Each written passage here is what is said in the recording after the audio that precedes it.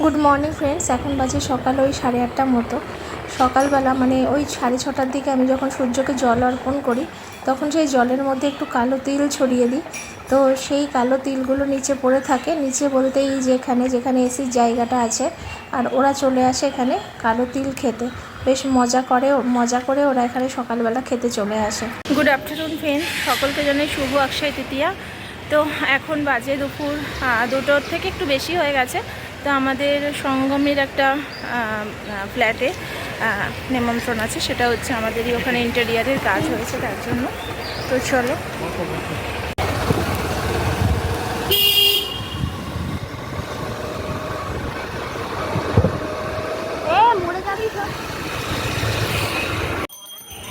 তো আমরা চলে এসেছি সঙ্গমে, আর যে ফ্ল্যাটে আমাদের ইন্টেরিয়ারের কাজ হয়েছে এটা হচ্ছে সেই ফ্ল্যাট।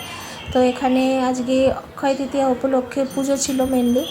আর এই ফ্ল্যাটটা তোমাদের এখনও আমি শেয়ার করতে পারিনি, মানে ফুল ইন্টেরিয়ারটা আমি তোমাদের শেয়ার করতে পারিনি, তার কারণ এখনও লাইটের অনেক কাজ বাকি আছে।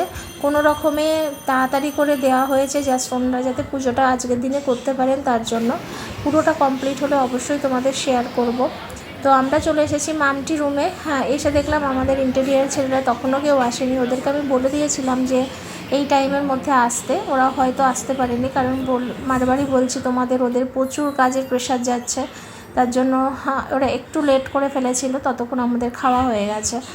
আর আজকে যেহেতু অক্ষয় তৃতীয়া, আর এই দিনে যে কোনো কাজ করা মানে ভালো কাজ করা খুব ভালো, এটা জানি। তো ওনারা আজকের দিনটা সিলেক্ট করেছেন, এটা সত্যি খুব ভালো লাগলো।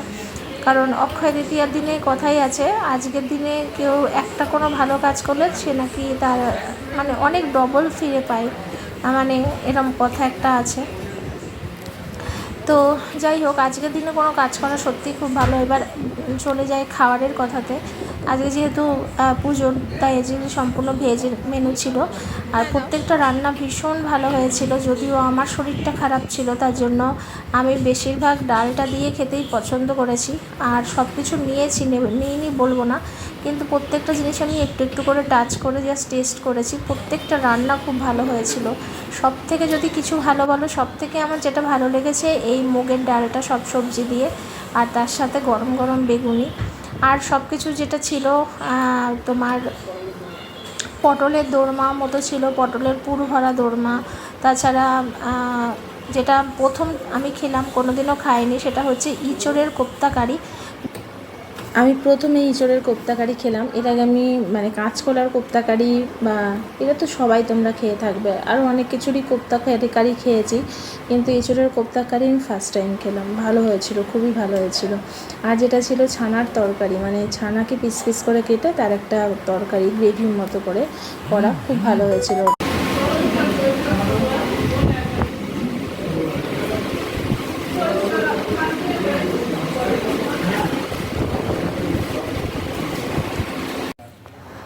আমাদের খাওয়া দাওয়া কমপ্লিট হলো, আর এলো আমাদের এমএসসি ট্রেডের ছেলেরা। মানে ওদেরকে যখন আসতে বলেছিলাম যে তোমরা এই টাইমে এসো, তাহলে আমরা সবাই একসাথেই যাব। তো ওরা একটু লেট করে ফেলেছে, কারণ ওদের কাজের প্রচুর চাপ, তার মধ্যে এখনও একজন আসেনি। তো একসাথেই ওরা খাওয়া দাওয়া করবে।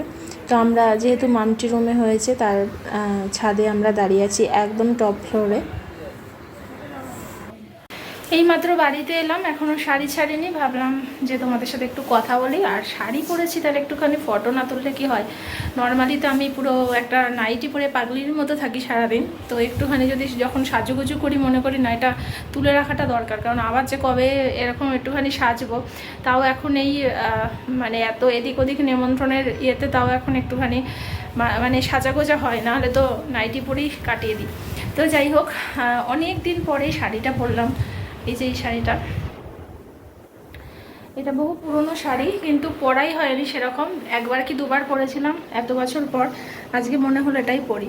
তো যাই হোক, ওখান থেকে খাওয়া দাওয়া কমপ্লিট হয়ে গেছে, বাড়ি চলে এসেছি। 1 সেকেন্ডও দাঁড়াইনি, কারণ এত গরম করছে, শরীরের মধ্যে এত হাঁসফাঁস করছে।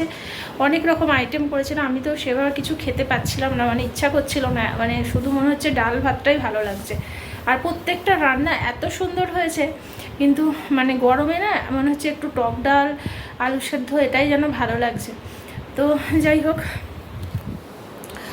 বাড়ি এসে একটু বসেছিলাম ফ্যানের তলায়, আর একটু ছোট কিছু ফটো তুলে রাখলাম স্মৃতি হিসাবে। তো চলো বিকেলবেলা তোমাদের সাথে দেখা করব। একটু বিকেলবেলা বাইরে যাওয়ার দরকার আছে, মানে প্রয়োজন আছে। সকাল থেকে একবার যেতে চাইলাম, সুমিত নিয়ে গেল না, বললো বা এই রোদের মধ্যে যেতে হবে না, কারণ আমার একটু আমাশার প্রবলেম হচ্ছে, ঠিক আছে, তার জন্য বললো এই রোদের মধ্যে শরীর খারাপ নিয়ে যেতে হবে না। সকাল থেকে আজকে যেহেতু রান্নাবান্না নেই দুপুরবেলাতে, আর রাতের রান্নাটাও কালকে করা আছে, এবার নিয়ে আজকে আর যেতে চাইনি বাইরে, তো ঘরের মধ্যে থেকে আমি ঘুমিয়ে পড়েছিলাম। আর ওরা গেছিলো আজকে সমৃদ্ধের একটা ড্রয়িং কম্পিটিশান ছিল, সেখানে অনেকটা দূরে ওর বাবাই নিয়ে গেছিলো, আমাকে বললো নিয়ে যাবে না, আমিও যেতে পারলাম না, ঠিক আছে, বললো এই রোদে বেরোতে হবে না। তো এবার আমি কি করব, ঘরে চুপচাপ বসে আমার ভাবলাম একটু শুয়ে ঘুমিয়ে পড়ি। আর এখন আমার কি হচ্ছে, ফুচকা খেলে এই তেঁতুলের জল পেটে গেলেই আমার শরীর খারাপ করছে, মানে টক জলের জন্য মেনলি হচ্ছে না। এখন জলটা ওরা কোথা থেকে নেয়, কী কোয়ালিটির জল, বাইরের ওই জল খেয়ে এখন আর এক বিন্দু আমার পেটে সহ্য হচ্ছে না। আগের দিনও তাই হয়েছিল, বাড়িতে ফুচকা নিয়ে এসেছিলো, পুরো টক জলটা পেলে না আমি একদম মানে ফেলতে পারি না, খেয়ে ফেলি। আগের দিনকে টক জল নিয়ে এসেছিলো, পুরোটা খেয়ে নিয়েছিলাম, পরের দিন থেকে ঠিক লুজ মোশন। এবার কালকেও তাই, টক জল যেটুকুই খেয়েছি কেন, আজকে মানে ভোর থেকে একটু প্রবলেম হয়েছে, তারপর ওষুধ খেলাম, ওআরএসের জল খেলাম, সব খেয়ে শুয়েছিলাম। তো তার জন্য আমি বিশেষ কিছু খেলামও না, আর ইচ্ছাও করছে না, এত গরম বাইরে, এত হিট, মানে কি বলবো। তো তার জন্য আজকে অক্ষয় তৃতীয়া, তার জন্য 3 জায়গায় প্রদীপ দেওয়াটা খুব দরকার। সেটা হচ্ছে যেখানে জলের জায়গা, মানে যেখানে অ্যাকোয়াগার্ড থাকে, তার সাথে জলের বোতলগুলো থাকে সেই জায়গা, আর একটা হচ্ছে ঢোকার মুখেই, ঠিক প্রবেশদ্বারের মুখেই, আর একটা হচ্ছে ঠাকুরের সামনে লক্ষ্মীকে নিবেদন করে ঘিয়ের প্রদীপ। এইটাই শুধু ঘিয়ের প্রদীপ, বাদবাকি দুটোই সর্ষের তেলের প্রদীপ, মানে এরমভাবেই বলা ছিল আর কি, যে লক্ষ্মীকে ঘিয়ের প্রদীপ দেখাতে। তো যাই হোক, এসে দেখলাম ঘিটা একদমই টেনে নিয়েছে, কারণ সলতেটা অনেকটা বড় দিয়েছিলাম যাতে অনেকক্ষণ জ্বলে, কিন্তু সলতে এতটাই ঘি টেনে নিয়েছে, ঘি আর ছিল না। পরে আবারও ঘি দিলাম, তারপরে এখন দেখো দাও দাও করে জ্বলছে। কিছুক্ষণ আগেও কিন্তু খুব ভালো জ্বলছিল, তার কারণ ঘিটা ছিল বলে। তো যাই হোক, পুজো কমপ্লিট হলো, চারিদিকে প্রদীপ দেওয়াটা কমপ্লিট হলো। এবার যাব জল ভরতে, মানে ইয়ে থেকে মেশিন থেকে জল ভরবো, খাওয়ার জল। আর এখানে সম্বিত করছে ম্যাথ, মুখটা কেমন জ্বলছে যেন আমার কাছে। তো চলো জলটা ভরে নিই। বাবা একটু সরে বস, পড়ে যাবো যে কোনো সময়। মেশিনটা চালিয়ে দিই।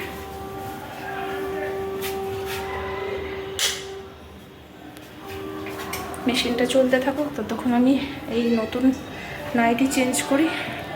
এসছি সোলার সিটিতে, সুইমিং পুলের পাশে এসে শুয়ে আছি। এখানটাতে প্রচণ্ড ঠান্ডা ঠান্ডা হাওয়া দিচ্ছে। এই যে সব স্নান করছে এখন, এই যে সুইমিং করছে, স্নান করছে, আর আমি এসে এখানটা বসে আছি। কি ভালো লাগছে, মানে ঠান্ডা হাওয়া দিচ্ছে, আর এই চেয়ারগুলোতে পুরো মানে পুরো শুয়ে পড়া যায়, এত ভালো লাগছে। আজকে বিভৎস গরম, কিন্তু এখানে হাওয়া, এখানে বলো আমাদের ফ্ল্যাটের ওদিকে বলো গঙ্গার হাওয়ার জন্য বোঝা যাচ্ছে না, কিন্তু বিভৎস গরম আজকে। এখন সব বড়রা উঠে গেছে, সব বাচ্চারা সুইমিং করছে। কমপ্লিট কোথায় আছে আমাদের ওখানে।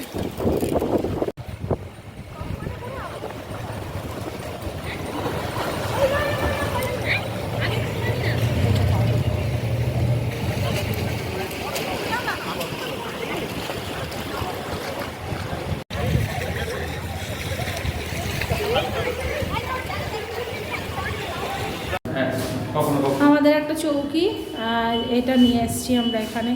এই চৌকিটা শীতলা মন্দিরের ফ্ল্যাটে ছিল, তারপর সেখান থেকে গেল হচ্ছে সঙ্গমের ফ্ল্যাটে, সঙ্গমের ফ্ল্যাট থেকে কালকে এটা এখানে ট্রান্সফার করা হয়েছে। 12 তলাতে সিঁড়ি দিয়ে পুরো লোক দিয়ে তোলানো হয়েছে। সুমিত একটু হেল্প করেছে, বাদবাকি 2জন ছেলে মিলে তুলেছে। বাপরে এটা যা ভারী, 12 তলায় তুলতে গিয়ে ওদের জীবন বেরিয়ে গেছে। আর এই যে প্রচণ্ড ধুলো, লোক এসে পরিষ্কার করবে এগুলো। একটুখানি এর ওপরে প্রাইমারটা মেরে নেওয়া হবে, নাহলে গায়ে রং লাগবে, তাই তো? প্রাইমার হবে, চারিদিকে একটু পর্দা দেওয়া হবে। ওই বারান্দা থেকে না, এখানে সমিত আবার সংসার পাতবে, আলাদাভাবে একা একা থাকবে। মাঝে মাঝে আমরা নিমন্ত্রণ খেতে আসবো। একা একা থাকবো না, আমার ঘনিষ্ঠ, আমি তো কুলীন ব্রাহ্মণ, একজন এই আজকে অক্ষয় তৃতীয়া, যা বলবে তাই কিন্তু সত্যি হয়ে যাবে, অক্ষয় হয়ে যাবে। অক্ষয় হয়ে যাবে, ভালো কথা বলো না, বুঝে শুনে আজকে কথা বলো। এটা আমার ঘনিষ্ঠ বাড়ি।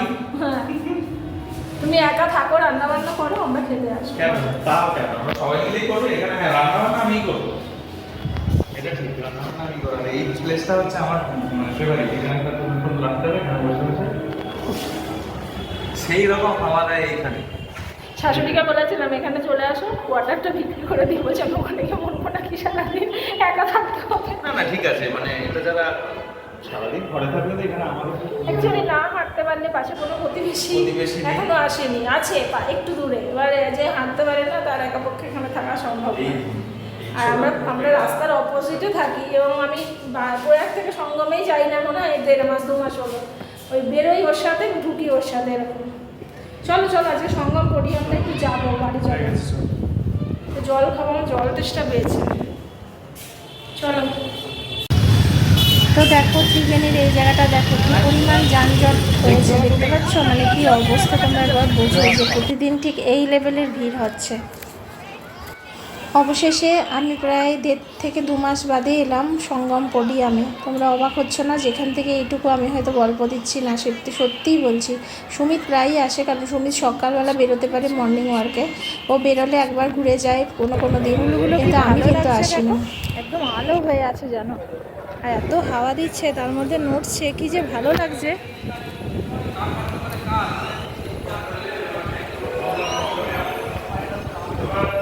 আজকে প্রায় 1.5 ঘন্টা মতো একটা নির্ভেজাল আড্ডা মারলাম, অনেক দিন পর নির্ভেজাল একটা আড্ডা সঙ্গমে এসে মারা হলো, আর বেশ অনেকটা সময় ভালো কাটলো আর কি। প্রায় আমি 1.5 মাস পরে আজকে সঙ্গমে এলাম, অনেকের সাথে দেখা হলো, আর সেটা ক্যামেরা করে ধরা হয়নি, ক্যামেরা তোলা হয়নি আর কি। অনেক দিন পর খুব ভালো একটা সময় কাটালাম। বাড়ি গিয়ে ভাত বসাতে হবে, তারপর খাওয়া। আমি যদিও চাল ধুয়ে রেডি করে এসেছি, সে শুধু চালিয়ে দেবো, তারপরে এডিটিংটা মানে আমার ইয়েটাও করা আছে, থাম্বনেলটা লিখে ভিডিওটা ছাড়তে হবে। তারপর চলো বন্ধুরা, আজকে এখন এখানেই ব্লগটা শেষ করছি। সকলে ভালো থেকো, সকলে সুস্থ থেকো। আজকের মতো গুড নাইট।